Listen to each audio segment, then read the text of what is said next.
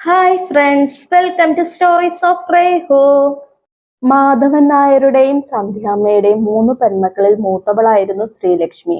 രണ്ടാമത്തേത് ശ്രീവിദ്യയും ഇളയവൾ ശ്രീധന്യയും. കിഴക്കേടത്തുകാർ എന്ന് പറഞ്ഞാൽ ആ നാട്ടിലെ വലിയ പ്രമാണിമാരായിരുന്നു. ഒരു കാലത്ത് ആ നാട്ടിലെ പോലീസ് സ്റ്റേഷനും കോടതിയും കിഴക്കേടത്തുമനെ ആയിരുന്നു അത്രേ. അന്ന് മാധവൻ നായരുടെ അപ്പനപ്പൂപ്പന്മാരായിരുന്നു അത്രേ ആ നാട്ടുകാരുടെ പ്രശ്നങ്ങൾക്കെല്ലാം മധ്യസ്ഥതയും തീർപ്പും കൽപ്പിച്ചിരുന്നത്.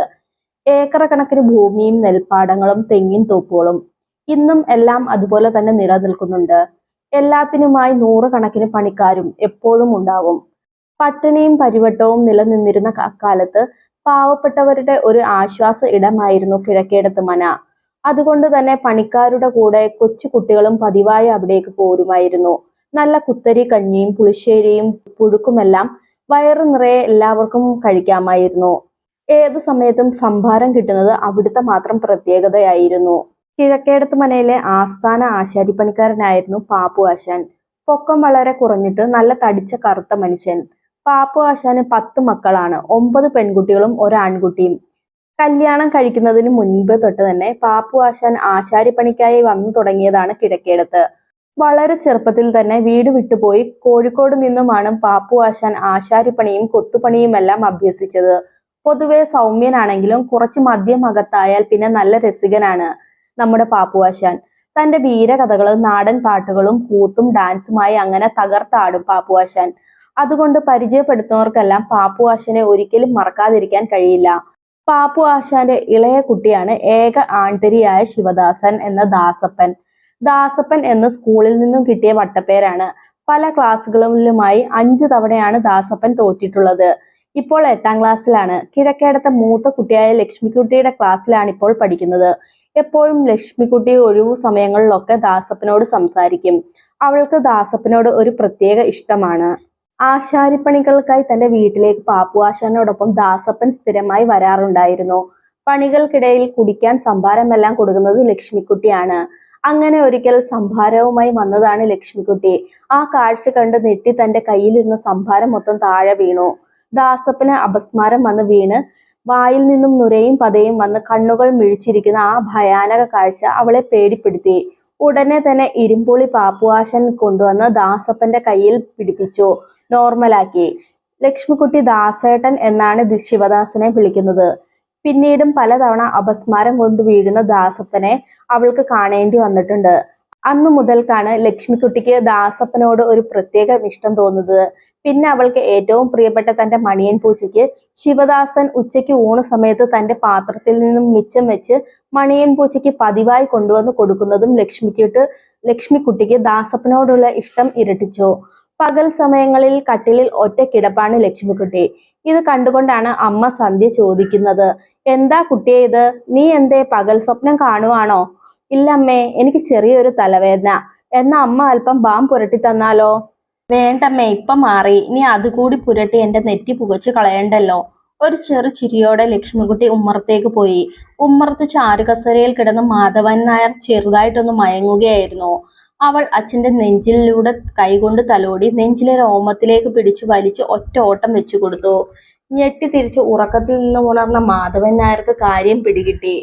പള്ളിയുറക്ക സമയങ്ങളിലെല്ലാം അവൾ ഇങ്ങനെ ചെറുതായിട്ട് ശല്യം ചെയ്യാറുള്ളതാണ്. മറ്റു 2 കുട്ടികളും മാധവൻ നായരോട് കൊഞ്ചാനും ഒന്നും വരാറില്ല. മൂത്ത കുട്ടിയായ ലക്ഷ്മിക്കുട്ടിയാണ് മാധവൻ നായരുടെ കുസൃതിക്കുട്ടി. ഇന്ന് തിങ്കളാഴ്ച ലക്ഷ്മിക്കുട്ടിയുടെ പിറന്നാളാണ്. അവൾക്ക് 13 വയസ്സ് തികയുന്ന ദിവസം. അവൾക്ക് ഒരേ ഒരു വിഷമം മാത്രമേ ഉള്ളൂ. താൻ ഇന്ന് സ്കൂളിൽ പോകാത്തത് കൊണ്ട് ദാസേട്ടനെ തനിക്കിന്ന് കാണാനും സംസാരിക്കാനും പറ്റില്ലല്ലോ. കൂടാതെ ഉച്ചഭക്ഷണ സമയത്ത് തന്റെ കറികളൊക്കെ പ്രതീക്ഷിച്ച് ആ പാവം ഇരിക്കുകയില്ലേ. താനാണെങ്കിൽ വെള്ളിയാഴ്ച ശിവദാസനോട് തന്റെ പിറന്നാൾ തിങ്കളാഴ്ചയാണെന്ന കാര്യം പറയാനും വിട്ടുപോയി. ഒരു നെടുവീർപ്പോടെ ലക്ഷ്മിക്കുട്ടി കട്ടിലിൽ നിന്ന് എണ്ണീറ്റ് വന്നു. എന്തേ കുട്ടിയെ, രാവിലെ തന്നെ വെറുതെ നിൽക്കണേ? അമ്മ സ്നേഹത്തോടെ ചോദിച്ചു. വേഗം പോയി കുളിച്ചൊരുങ്ങി വരൂ, നമുക്ക് അമ്പലത്തിൽ പോകണ്ടേ? ശരിയമ്മേ. ഒരു കുസൃതി ചിരിയോടെ അവൾ കുളത്തിലേക്ക് ഓടി. കൂടെ അനിയത്തി കുട്ടികളും കൂടി. ലക്ഷ്മിക്കുട്ടിക്ക് മാത്രമേ നീന്താൻ അറിയൂ. അവൾ 2 റൗണ്ട് നീന്തി. അനിയത്തി കുട്ടികൾ നടയിൽ ഇരുന്ന് കുളിച്ചു. മൂവരും പെട്ടെന്ന് തന്നെ കുളിയൊക്കെ കഴിഞ്ഞ് വീട്ടിലെത്തി. കിഴക്കേടത്ത് ഇന്ന് വലിയ ആഘോഷമാണ്. എല്ലാവരും കുളിച്ച് പുത്തൻ ഉടുപ്പുകളൊക്കെ അണിഞ്ഞു. ഇല്ലെങ്കിലും ഇവിടുത്തെ ആരുടെ പിറന്നാളാണെങ്കിലും വലിയ ആഘോഷമായിരിക്കും. ഒരു ഉത്സവത്തിനുള്ള ആളുകൾ കാണും. ഇന്നും പതിവ് പോലെ ബന്ധുക്കളൊക്കെ വന്ന് വിലപിടിപ്പുള്ള സമ്മാനങ്ങളൊക്കെ ലക്ഷ്മിക്കുട്ടിക്ക് സമ്മാനിച്ചു. പിന്നെ സദ്യ ഒരുക്കുന്നിടത്താണെങ്കിലോ രസികൻ തമാശകളൊക്കെ പറഞ്ഞുകൊണ്ട് ദഹനക്കാരൻ സദ്യ ഒരുക്കുന്നു. 4 കൂട്ടം പായസവും അടുപ്പത്താക്കിക്കൊണ്ട് അവർ പലയിടങ്ങളിലെ പാചക വിശേഷങ്ങളൊക്കെ പങ്കുവെക്കുന്നു. കുട്ടികളൊക്കെ ഓടിച്ചാടി കളിക്കുന്നു. പ്രായമായവർ കൂട്ടം കൂടിയിരുന്ന് വെറ്റിലെ മുറുക്കി ഫലിതങ്ങൾ പറഞ്ഞ് പിറന്നാൾ ഗംഭീരമാക്കുന്നു. അപ്പച്ചിയുടെയും അമ്മാവന്മാരുടെയും ഒക്കെ മക്കൾ സമ്മാനങ്ങൾ നൽകി ലക്ഷ്മിക്കുട്ടിയുടെ കൈ പിടിച്ച് കുലുക്കിക്കൊണ്ട് പിറന്നാൾ ആശംസകൾ പറയുന്നുണ്ടെങ്കിലും ഒരാളുടെ ഇത്തരം പ്രവൃത്തികൾ മാത്രം ലക്ഷ്മിക്കുട്ടിക്ക് അനിഷ്ടം തോന്നി. തന്റെ അമ്മാവന്റെ മകനായ അനൂപേട്ടനോട്. തന്നെക്കാൾ 5 വയസ്സ് മൂത്തതാണ്. ദാസേട്ടന്റെ കൂടെ പഠിച്ചതായിരുന്നു. ഇപ്പോൾ BA കോളേജിൽ പഠിക്കുന്നു. പൊടിമീശക്കാരനായ അനൂപ് ഇടയ്ക്കിടയ്ക്ക് ലക്ഷ്മിക്കുട്ടിയുടെ വീട്ടിൽ വരാറുള്ളതാണ്. തക്കം കിട്ടുമ്പോഴെല്ലാം ലക്ഷ്മിക്കുട്ടിയെ വട്ടം കെട്ടിപ്പിടിക്കുകയൊക്കെ ചെയ്യും. എപ്പോഴും ലക്ഷ്മിക്കുട്ടി കുതറി ഓടി മാറും. പിന്നെ അവൾ കുളത്തിലേക്ക് കുളിക്കാൻ പോകുമ്പോഴെല്ലാം മാറി നിന്ന് ഒളിഞ്ഞു നോക്കുമായിരുന്നു. മൊത്തത്തിൽ ആളൊരു വഷളനാണ്. ലക്ഷ്മിക്കുട്ടിക്ക് അതറിയാം. കൂടാതെ എപ്പോഴും തരം കിട്ടുമ്പോഴെല്ലാം ദാസേട്ടനെ അയാൾ കളിയാക്കുമായിരുന്നു. ഒന്നും പഠിക്കാത്തവനാണെന്നും എത്ര കൊല്ലം കഴിഞ്ഞാലും അവനൊന്നും 10ാം ക്ലാസ് പാസ്സാകാൻ പോകുന്നില്ലെന്നും ഒക്കെ ദാസേട്ടനെ പറ്റി ലക്ഷ്മിക്കുട്ടിയോടും അമ്മയോടുമൊക്കെ പറഞ്ഞ് കളിയാക്കുമായിരുന്നു. അനൂപിനെ ലക്ഷ്മിക്കുട്ടിക്ക് തീരെ ഇഷ്ടമല്ലായിരുന്നു. അയാൾ നീ എന്റെ മുറപ്പെണ്ണാണെന്നും നിന്നെ ഞാനാണ് വേളി കഴിക്കുന്നതെന്നും ഒക്കെ പതിവായിട്ട് പറയും. അതൊക്കെ കേൾക്കുമ്പോൾ ലക്ഷ്മിക്കുട്ടിക്ക് വെറുപ്പായിരുന്നു. അങ്ങനെ കാലങ്ങൾ കടന്നുപോയി. 8ാം ക്ലാസ്സിൽ വീണ്ടും തോറ്റതോടെ ദാസപ്പൻ സ്കൂൾ ജീവിതത്തോട് ഗുഡ് ബൈ പറഞ്ഞു.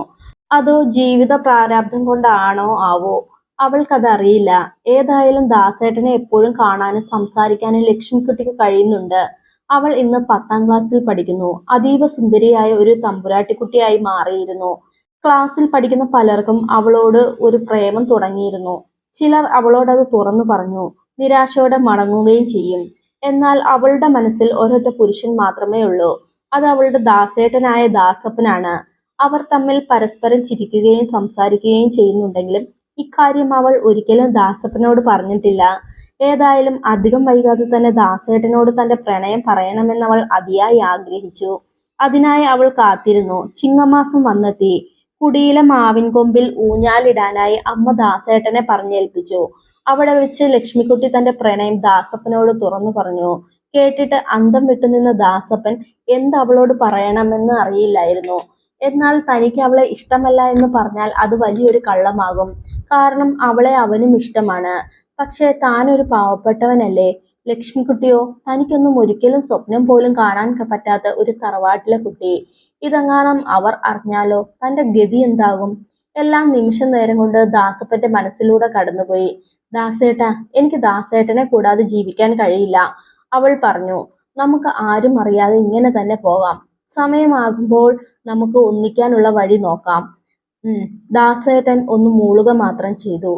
അങ്ങനെ പിന്നെയും കാലങ്ങൾ കടന്നുപോയി. ദാസപ്പന്റെ അച്ഛൻ പാപ്പു ആശാന് കരൾ രോഗം വന്ന് ഈ ലോകത്തോട് വിട പറഞ്ഞു. അപ്പന്റെ എല്ലാ കഴിവും കിട്ടിയതുകൊണ്ട് ഇന്ന് ദാസപ്പൻ ഒരു നല്ല ആശാരിപ്പണിക്കാരനായി മാറി. ഒരു ദുശ്ശീലങ്ങളുമില്ലാത്ത നല്ലൊരു വ്യക്തിയായി ദാസപ്പൻ മാറിക്കഴിഞ്ഞു. എങ്ങനെയെങ്കിലും പണം ഉണ്ടാക്കുക എന്ന ഒറ്റ ലക്ഷ്യം മാത്രമേ ദാസപ്പനുള്ളൂ. അതിനായി വലിയ വലിയ വർക്കുകളൊക്കെ എടുത്ത് പണിക്കാരുമായി ദാസപ്പൻ പണികളൊക്കെ ചെയ്ത് പതുക്കെ പതുക്കെ മെച്ചപ്പെട്ടു തുടങ്ങി. കല്യാണം കഴിക്കാതിരുന്ന 3 ചേച്ചിമാരുടെ കൂടി കല്യാണം ദാസപ്പൻ നടത്തി. ലക്ഷ്മിക്കുട്ടി ആണെങ്കിൽ 1ാം വർഷ ഡിഗ്രിക്ക് പഠിക്കുന്നു. ഇപ്പോഴും പരസ്പരം സംസാരിക്കാറുണ്ട് ലക്ഷ്മിക്കുട്ടിയും ദാസേട്ടനും. മുറച്ചെറുക്കൻ അനൂപിന്റെ വഷളത്തരം നാട്ടിലാകെ പാട്ടായി തുടങ്ങിയത് ഒരു കൂട്ടുകാരി മുഖേന ലക്ഷ്മിക്കുട്ടിയും അറിഞ്ഞിരുന്നു. എന്നിട്ടും വീട്ടിൽ അയാളെ കൊണ്ട് തന്നെ വേളി കഴിപ്പിക്കാൻ നോക്കുന്നു. എന്നാൽ ലക്ഷ്മിക്കുട്ടി അതിവിദഗ്ധമായി വീട്ടിൽ നിന്നും ഇറങ്ങി. ദാസേട്ടനെ കണ്ട് കാര്യം പറഞ്ഞു. ദാസേട്ടാ, ഇനിയും എനിക്ക് തറവാട്ടിൽ നിൽക്കാൻ പറ്റില്ല. എന്റെ വേളി കാര്യങ്ങളാണ് ഇപ്പോൾ ചർച്ചാ വിഷയം. ഞാൻ പഠിത്തം കഴിയട്ടെ എന്ന് പല ആവർത്തി പറഞ്ഞു നോക്കിയതാണ്. ഇനിയും പിടിച്ചു നിൽക്കാൻ പറ്റാത്തത് കൊണ്ടാണ് വീട് വിട്ടിറങ്ങിയത്. ഇനിയും വൈകിയാൽ എനിക്ക് എന്റെ ദാസേട്ടനെ എന്നേക്കുമായി നഷ്ടമാകും. അവളുടെ ആത്മാർത്ഥ സ്നേഹത്തിനു മുൻപിൽ ഒന്നും മറിച്ചു പറയാൻ ദാസനും കഴിഞ്ഞില്ല. ദാസൻ ഇത് പ്രതീക്ഷിച്ചതാണ്. അതിനാൽ ദാസപ്പൻ തന്റെ കൂട്ടുകാരനുമായി എല്ലാം പറഞ്ഞ് കല്യാണത്തിന് വേണ്ടതായ ഒരുക്കങ്ങൾ മുന്നേ നടത്തി വെച്ചിരുന്നു. ലക്ഷ്മിക്കുട്ടി, ബാഗ് ഇങ്ങ് തരൂ, വാ നമുക്ക് ഒരിടം വരെ പോകാം. അവൻ അവളുടെ കൈ പിടിച്ചു നടന്നു. നമുക്ക് കുറച്ചു നാളത്തേക്ക് ഒരിടത്തേക്ക് മാറി നിൽക്കാം. ഞാൻ എല്ലാം റെഡിയാക്കിയിട്ടുണ്ട്, നീ പേടിക്കണ്ട. ദാസപ്പൻ അവളെ ആശ്വസിപ്പിച്ചു. തനിക്ക് ഇഷ്ടമല്ലാത്ത ഒരാളെ വേലി കഴിക്കാൻ പറ്റില്ലെന്നും അതിനാൽ താൻ ഇഷ്ടപ്പെടുന്ന ആളെ നിയമപരമായി വേലി കഴിഞ്ഞ് ജീവിക്കാൻ പോകുന്നുവെന്നും ഒരു കുറിപ്പ് എഴുതി വെച്ചിട്ടായിരുന്നു ലക്ഷ്മിക്കുട്ടി തറവാടിന്റെ പടിയിറങ്ങിയത്. അങ്ങനെ താമസിക്കാതെ ലക്ഷ്മിക്കുട്ടി ദാസപ്പന്റെ സ്വന്തമായി. ദാസപ്പന്റെ വളരെ കുറച്ച് ബന്ധുക്കളും കൂട്ടുകാരും ചേർന്ന് വളരെ ലളിതമായൊരു ചടങ്ങായിരുന്നു അവരുടെ വേലി. എന്നാലും ലക്ഷ്മിക്കുട്ടി അതീവ സന്തോഷവതിയായിരുന്നു. അവൾ ആഗ്രഹിച്ച ജീവിതം അവൾ കിട്ടി. അല്ല, അവൾ തന്നെ പടവെട്ടി നേടിയിരിക്കുന്നു. അവൾക്ക് ആദ്യമായി അവളോട് തന്നെ മതിപ്പ് തോന്നിയ നിമിഷമായിരുന്നു അത്. ദാസപ്പന്റെ വീട്ടുകാർക്കും ബന്ധുക്കൾക്കും ലക്ഷ്മിക്കുട്ടിയെ ഒരു രാജകുമാരിയെ പോലെയാണ് കണ്ടത്. ഇത്രയും വലിയ കുടുംബത്തിലെ ഒരു കുട്ടിയായല്ലോ അവൾ. അവളെ തുടർന്ന് പഠിപ്പിക്കാൻ ദാസപ്പനോട് അവരെല്ലാം പറഞ്ഞു. അവനൊന്ന് തലയാട്ടി. ലക്ഷ്മിക്കുട്ടിക്ക് പഠിക്കാൻ അതീവ താല്പര്യമായിരുന്നു. എന്നാൽ വിധി അവർക്ക് എതിരായിരുന്നു. ദാസപ്പന് വർക്കുകൾ കുറഞ്ഞു വന്നു. ദാസേട്ടാ, ഇപ്പൊ വർക്കുകൾ കുറവല്ലേ, ഞാനും വല്ല ജോലികൾക്കൊക്കെ പോയാലോ? ലക്ഷ്മിക്കുട്ടി ചോദിച്ചു. അതൊന്നും വേണ്ട, ദാസപ്പൻ പറഞ്ഞു. പക്ഷെ ദാസപ്പൻ ഇങ്ങനെ കിടന്ന് കഷ്ടപ്പെടുന്നത് കണ്ടിട്ട് അവൾക്ക് സഹിക്കാൻ കഴിഞ്ഞില്ല. ദാസേട്ടാ, ഞാൻ 1-ാം വർഷ ഡിഗ്രി വരെ പോയതല്ലേ, എന്തെങ്കിലും ജോലി നോക്കിയാൽ കിട്ടാതിരിക്കില്ലല്ലോ. എനിക്കും അത് സന്തോഷമുള്ള കാര്യമാ. ഇത് കേട്ടതും ദാസപ്പനൊന്ന് അവളെ നോക്കി. നിനക്ക് താല്പര്യമാണെങ്കിൽ പിന്നെ ഞാനൊന്നും പറയുന്നില്ല, നോക്കാം. അങ്ങനെ അധികം താമസിക്കാതെ പട്ടണത്തിലുള്ള ഒരു തുണിക്കടയിൽ അവൾ ജോലിക്ക് പോയി തുടങ്ങി. ജോലി ചെയ്ത് ശീലമില്ലാത്ത അവൾക്ക് ആദ്യം അതൊക്കെ വലിയ ബുദ്ധിമുട്ടായിരുന്നുവെങ്കിലും പതുക്കെ പതുക്കെ അതിനോടൊക്കെ അവൾ പൊരുത്തപ്പെട്ടു കഴിഞ്ഞു. പാവം കുട്ടി, മനസ്സിൽ നന്മയുള്ള കുട്ടിയാ. എന്റെ ദാസപ്പന്റെ പെണ്ണാ, അമ്മ എപ്പോഴും പറയും. ലക്ഷ്മിക്കുട്ടിക്ക് ദാസപ്പന്റെ വീട്ടുകാരെ വലിയ ഇഷ്ടമായിരുന്നു. അങ്ങനെ ദിവസങ്ങൾ കടന്നുപോയി. കിഴക്കേടത്ത് അവൾ പോയതറിഞ്ഞ് ലക്ഷ്മിക്കുട്ടിയെ വീട്ടുകാർ പടിയടിച്ച് പിണ്ടം വെച്ചു. ഒരു ആശാരി ചെറുക്കന്റെ കൂടെ പോയതല്ലേ, എത്ര നാൾ പൊറുക്കാനാ, ബന്ധുക്കളൊക്കെ പറയുമായിരുന്നു. ഒരിക്കൽ ലക്ഷ്മിക്കുട്ടിയെ മുറച്ചെറുക്കനായ അനൂപ് അവളുടെ തുണിക്കടയിൽ വെച്ച് കാണാനിടയായി. വസ്ത്രം വാങ്ങാൻ വന്നതായിരുന്നു ആ വഷളൻ. അവിടെ ജോലിക്ക് നിൽക്കുന്നതിൽ അവളെ അവൻ പരിഹസിച്ചു. പിന്നീട് പലതവണ റോഡിലും മറ്റും വച്ച് കണ്ടിട്ടും പരിഹസിച്ച് ചിരിക്കുകയും കാർക്കിച്ചു തുപ്പി അപമാനിച്ചു വിടുകയുമാണ് ഉണ്ടായത്. അനൂപിനാണെങ്കിൽ ബാങ്കിൽ ഉദ്യോഗം കിട്ടിയെന്ന് പിന്നീട് ലക്ഷ്മിക്കുട്ടി അറിയാനിടയായി. ഇത്തരം കാര്യങ്ങളെല്ലാം വൈകുന്നേരങ്ങളിൽ അവൾ ദാസപ്പനെ അറിയിക്കുമായിരുന്നു. ലക്ഷ്മിക്കുട്ടിയെ, നിനക്ക് വിഷമമുണ്ടോ ഞാൻ കാരണം?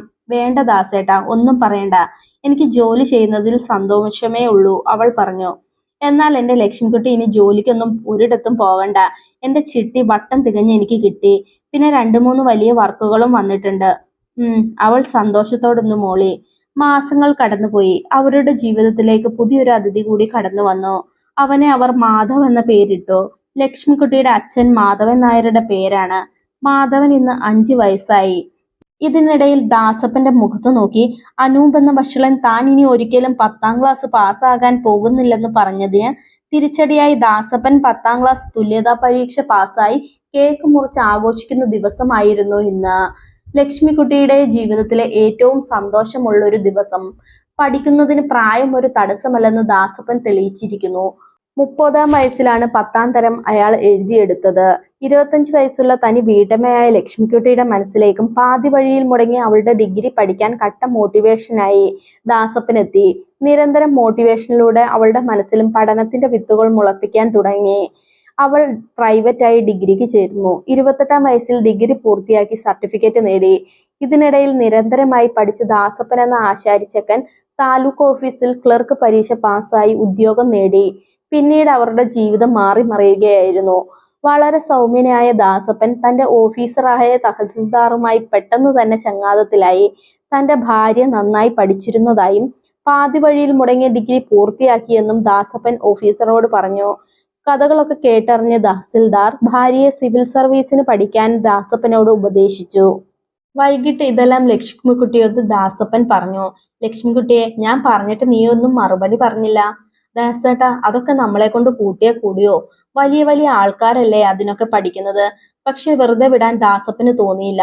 ഇപ്പൊ എനിക്ക് തന്നെ ഉദ്യോഗം കിട്ടിയതൊക്കെ നിന്റെ വീട്ടിൽ പാട്ടാണ്. ആ ആശാരിച്ചക്കൻ കൊള്ളാലോ എന്നൊക്കെയാണ് നാട്ടുകാര് പറയണത്. അത് കേൾക്കുമ്പോൾ ഒരു സുഖം. പിന്നെ നിന്നെ ഞാൻ തട്ടിക്കൊണ്ടുവന്ന് നിന്റെ പഠിപ്പ് മുടക്കി നിന്റെ ഭാഗ്യം കളഞ്ഞു എന്നൊക്കെ ആയിരിക്കും അവർ പറയുന്നത്. അതിനൊക്കെ ഒരു മാറ്റം അനിവാര്യമാണ് എന്റെ ലക്ഷ്മിക്കുട്ടിയെ. അതിൽ അവൾ വീണു. തന്നെ പരിഹസിച്ചവരുടെ മുന്നിൽ അവൾക്ക് നിവർന്നു നിൽക്കണമായിരുന്നു. അതിനാണ് അവൾ ഡിഗ്രി പോലും പൂർത്തീകരിച്ചത്. ദാസപ്പന്റെ പിന്തുണയോടെ അവൾ സിവിൽ സർവീസിന് പഠിക്കാൻ ചേർന്നു. ഇന്നുവരെ കാണാത്ത പുതിയ പുതിയ ആളുകൾ എല്ലാം തന്നെക്കാൾ പ്രായം കുറഞ്ഞവർ. പുതിയ പുതിയ അനുഭവങ്ങൾ അവൾ വാശിയോടെ പഠിച്ചു. ആദ്യ പരീക്ഷ എത്തി. ആദ്യ ശ്രമത്തിൽ പരാജയപ്പെട്ടു. നിരാശയായി. വീണ്ടും ആശ്വാസവാക്കുകളുമായി ദാസപ്പൻ ആദ്യ ശ്രമത്തിൽ കിട്ടുന്ന ഒന്നല്ല ഇതെന്നാണ് തഹസിൽദാർ പറഞ്ഞത്. അയാളുടെ മോളും ഇത്തവണ പൊട്ടിയത്രേ. ആ കുട്ടിക്ക് മൂന്നാമത്തെ തവണയാണ് പൊട്ടുന്നത്. ലക്ഷ്മിക്കുട്ടിയെ എന്റെ ലക്ഷ്മിക്കുട്ടിക്ക് കഴിയും, എനിക്ക് ഉറപ്പാണ്. ലക്ഷ്മിക്കുട്ടി ദാസപ്പനെ നോക്കിയൊന്ന് മൂളി. ദാസേട്ടാ, ഞാൻ ഇനി ഇത് നേടിയിട്ടേ വീട്ടിലേക്കുള്ളൂ. സമ്മതമാണോ? അതുവരെ നമ്മുടെ മാധവനെ നോക്കാനും കുടുംബകാര്യങ്ങൾ നോക്കാനും ദാസേട്ടന് സമ്മതമാണോ? ഇപ്പൊ പറയണം.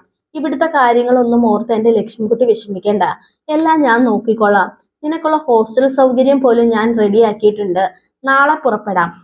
തഹസിൽദാർ എനിക്ക് എല്ലാം റെഡിയാക്കി തന്നിട്ടുണ്ട്. നാളെ പോകണം. വളരെയധികം സന്തോഷത്തോടെ അവൾ മറുപടി പറഞ്ഞു. അങ്ങനെ ലക്ഷ്മിക്കുട്ടി തന്റെ പ്രായം മറന്നുകൊണ്ട് തന്നെ കൂട്ടുകാരികളോടൊപ്പം തന്റെ സ്വപ്നങ്ങളിലേക്കുള്ള പഠനങ്ങൾ ആരംഭിച്ചു. ഒരു അദൃശ്യ ശക്തി അവളെ നയിക്കുന്നതായി തോന്നി. എല്ലാ വെല്ലുവിളികളെയും അവൾ അതിജീവിച്ചു. അങ്ങനെ രണ്ടാം ശ്രമത്തിലും അവൾ പരാജയപ്പെട്ടു. എങ്കിലും ഇത്തവണത്തെ പരാജയത്തെ അവൾ നിരാശയാക്കിയില്ല. ചുണ്ടിനും കപ്പിനും ഇടയിലാണ് അത് നഷ്ടപ്പെട്ടത്. പഠനം തുടർന്നുകൊണ്ടേയിരുന്നു. പുതിയ പുതിയ കാര്യങ്ങൾ വാശിയോടെ പഠിച്ചു. ഒന്നിൽ പിഴച്ചാൽ മൂന്നെന്നാണ്. മൂന്നാം ശ്രമത്തിൽ തന്റെ സ്വപ്നം നേടിയെടുക്കാൻ പേരിനോടൊപ്പം IAS എന്ന പദവി നേടി. ഇനി അവൾ ശ്രീലക്ഷ്മി IAS എന്നറിയപ്പെടുന്നു. വീട്ടിൽ തിരിച്ചെത്തിയ ശ്രീലക്ഷ്മിക്ക് അതിഗംഭീരമായ വരവേൽപ്പാണ് ദാസപ്പനും നാട്ടുകാരും വീട്ടുകാരും ഒരുക്കിയിരുന്നത്.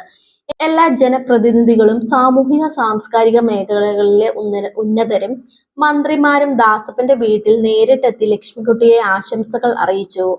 അങ്ങനെ മാസങ്ങൾ കടന്നുപോയി. പരിശീലനങ്ങളൊക്കെ ഭംഗിയായി പൂർത്തീകരിച്ച് ലക്ഷ്മിക്കുട്ടി തിരിച്ചെത്തി. പോസ്റ്റിംഗ് ഓർഡർ എത്തി. സബ് കളക്ടറായിട്ട് കൊടിവെച്ച കാറിൽ തന്റെ സ്വന്തം ജില്ലയിൽ. കിഴക്കേടത്ത് തറവാട്ടിലെ ആദ്യ കളക്ടർ ശ്രീലക്ഷ്മി IAS. ദിവസങ്ങൾ കടന്നുപോയി. TV ചാനലുകളിലും വാർത്താ ചാനലുകളിലും ലക്ഷ്മിക്കുട്ടി നിറഞ്ഞു നിന്നു. കൂടാതെ ആ നാട്ടിലൊക്കെ പതുക്കെ പതുക്കെ പാട്ടായി. ഒളിച്ചോടിപ്പോയയാൾ കളക്ടറായി, നാട്ടിൽ തിരിച്ചെത്തിയെന്ന്. എല്ലാ ക്രെഡിറ്റും നാട്ടുകാർ ദാസപ്പനാണ് കൊടുത്തത്. ഒടുവിൽ ജാതിയുടെയും മതത്തിന്റെയും വിദ്വേഷത്തിന്റെയും ഊതിക്കെടുത്തലുകൊണ്ട് കിഴക്കേടത്ത് തറവാട്ടിലെ മാധവൻ നായരും സന്ധ്യാമ്മയും മറ്റ് ബന്ധുക്കളും തന്റെ കുടുംബത്തിലെ ആദ്യ IASകാരിയുടെയും ദാസപ്പൻ എന്ന പച്ചയായ മനുഷ്യന്റെയും മുന്നിൽ തല താഴ്ത്തി. അവരെ ആലിംഗനം ചെയ്തു നാട്ടുകാർക്കായി പരിചയപ്പെടുത്തി. ഇവർ കിഴക്കേടത്ത് തറവാട്ടിലെ സ്വന്തം മക്കളാണെന്ന്.